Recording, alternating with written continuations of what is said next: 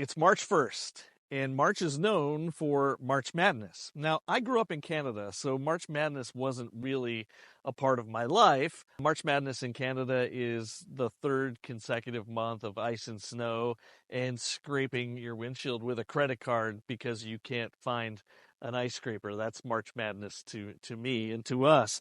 Having said that, I can give you some trivia. I didn't give you trivia last month, but the final four of March Madness from last year were the San Diego State Aztecs, the University of Miami Hurricanes, right close to here, the Florida Atlantic Owls. Now, there's a scary name. Like, who wants to face off against an owl?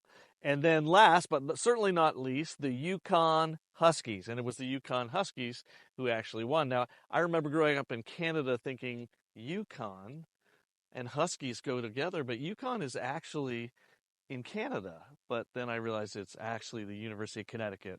I'm not sure what that has to do with Huskies, but here we go. Now, I'm going to give you another piece of trivia. So how many people's dads started off a joke or some piece of inane information with, they say? I used to ask my dad, who's they and why are they talking to you? But they say that the four teams that may end up in the Final Four this year, 2024, are Houston, Purdue, Arizona, and Tennessee. So you can put that aside and use it if you want. Now, as we enter the last month of the first quarter, some of you will recall that I recommended a book called The 12-Week Year. And if you bought that book and read it, you will know that the month of March is super important, these last 4 weeks to your quarter. I can share my own thoughts, though, on what I believe March Madness is. First, I also recommended a book last month called Necessary Endings by Dr. Henry Cloud. And if you read that, you'll know that he said it is madness to believe that past and present trends of a person, a company, or even your favorite sports teams are miraculously going to change. So the best predictor of the future is to look at current and past trends.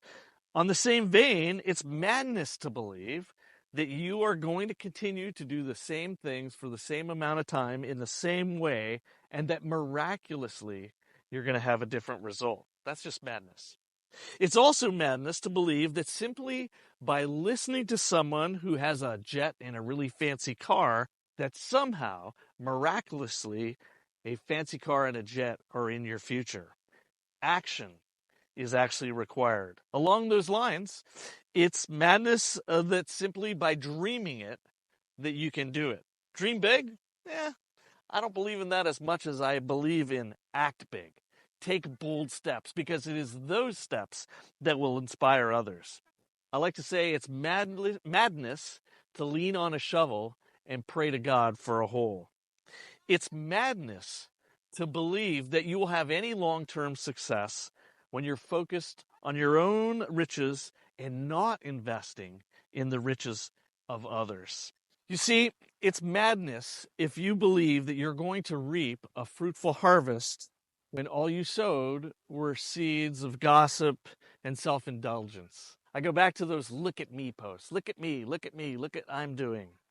It's madness to believe that anything, a friendship, a marriage, a business that's built foundationally on ego has any chance of long-term sustainable success. It's madness, I say. And oh, by the way, that may have been a shameless plug for my upcoming book, Ego-Driven Leadership: How to Recognize It in Yourself and Others and Flee from It.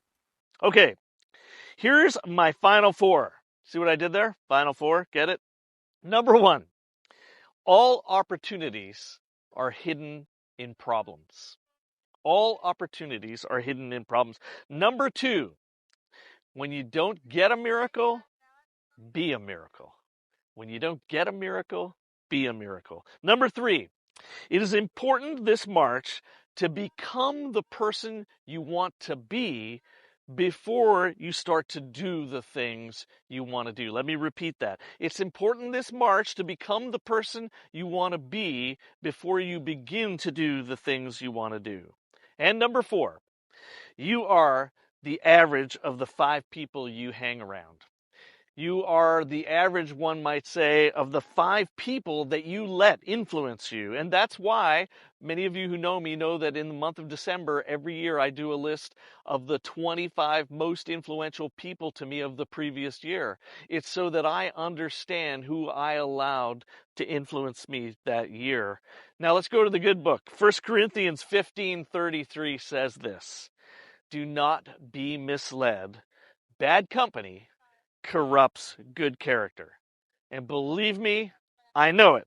I've lived it in my own personal experience. I've let it happen to me.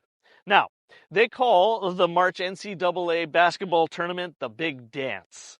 But I want to tell you, the Big Dance is actually coming to Clearwater, Florida, April 20th. It is the Lighthouse live event. We have keynote speakers Daryl Black, Todd Duncan and his wife Deb are going to be speaking, and we have just announced Jamie Winship, the author of Living Fearlessly, a book, by the way, that completely changed Deb's and my life when we read it last year. Jamie Winship and his wife Donna will be at the event speaking live, and of course, yours truly will be speaking as well. Go to the website, www.thelighthousecollective.global, and you will see a host of other amazing speakers. You will see opportunities for hotels. So we've booked some hotel blocks. And of course, we will be having a church service for an opportunity for all of us to worship together after a great day together. So in the meantime, between now and April the 20th, have a great March. Keep shining and be a light.